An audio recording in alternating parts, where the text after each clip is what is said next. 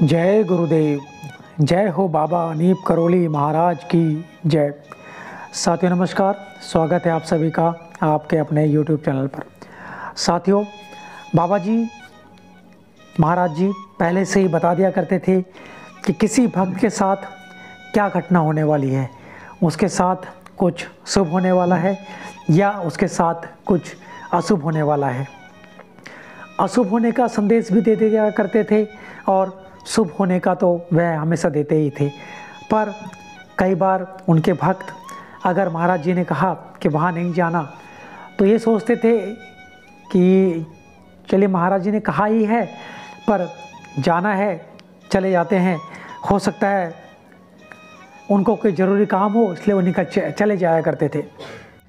ऐसे ही महाराज जी के एक अनन्य भक्त थे भगवती प्रसाद जी।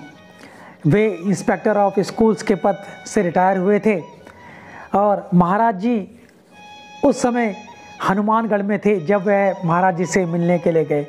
वैसे तो वह अक्सर ही महाराज जी से मिलने जाया करते थे, पर यह कुछ विशेष ही बात थी। हनुमानगढ़ में जब महाराज जी थे और भगवती प्रसाद जी उनसे मिलने के लिए गए तो महाराज जी के दर्शन उन्होंने किए और उन्होंने महाराज जी से चलने की अनुमति मांगी। महाराज जी ने उनसे कहा, तू जा हनुमान चालीसा का पाठ कर ले, अभी कहीं मत जाना।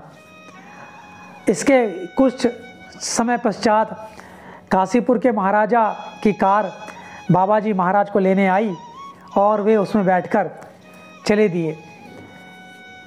महाराज जी तो चले गए। उसके बाद जो भगवती प्रसाद जी थे उन्होंने सोचा कि महाराज जी चले गए हैं और महाराज जी के जाने के बाद जो और दर्शनार्थी थे वे भी जाने लगे।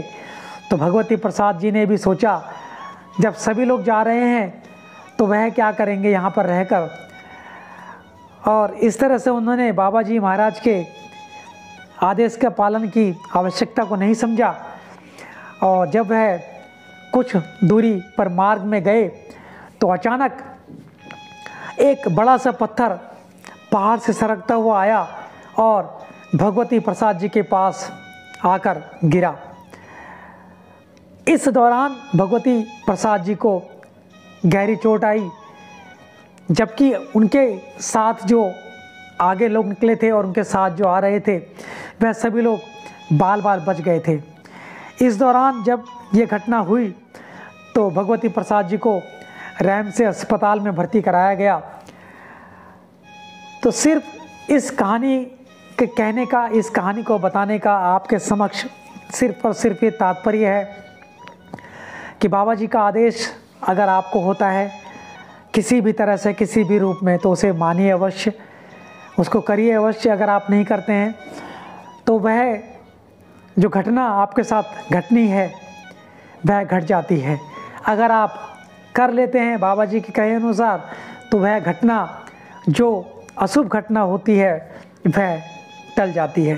तो इस तरह से बाबा जी के जो चमत्कार थे, क्योंकि बाबा जी स्वयं सिद्धि प्राप्त किए हुए थे और बाबा जी महाराज को हनुमान जी का अवतार मानते हैं हम सभी। इसीलिए श्री राम का नाम लेते हुए सारे कार्य कीजिए और बाबा जी महाराज का गुणगान कीजिए। श्री राम जी का गुणगान, महाराज जी का गुणगान एक ही बराबर है। तो आज का ये प्रसंग, आज का ये लीला महाराज जी की आपको पसंद आई होगी। लाइक कमेंट शेयर करते रहें, आगे प्रेषित करते रहें ताकि ज़्यादा से ज़्यादा भक्त लोग महाराज जी की लीलाओं का आनंद ले सकें। तो आज के लिए इतना ही। जय गुरुदेव, जय हो बाबा नीप करोली महाराज। आप सभी का बहुत बहुत धन्यवाद, धन्यवाद, धन्यवाद।